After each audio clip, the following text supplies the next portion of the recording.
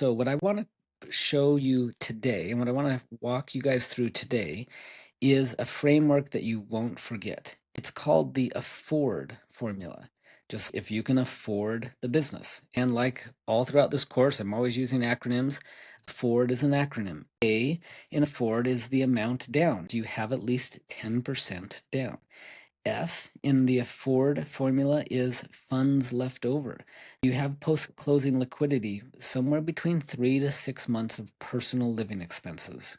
The second F in AFFORD is the family paycheck. Did you subtract your livable wage before testing the DSCR? Or did you at least couple it with a spouse's income? If you have rental income or you've got other income, you can add that in and then take the difference, but you have to factor in a family livable wage that you need to take and subtract that from SDE before you divide it by the annual debt payment.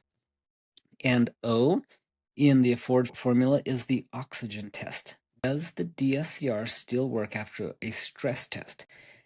Decrease revenue by 10%, bump up expenses by 10%. That's the stress test.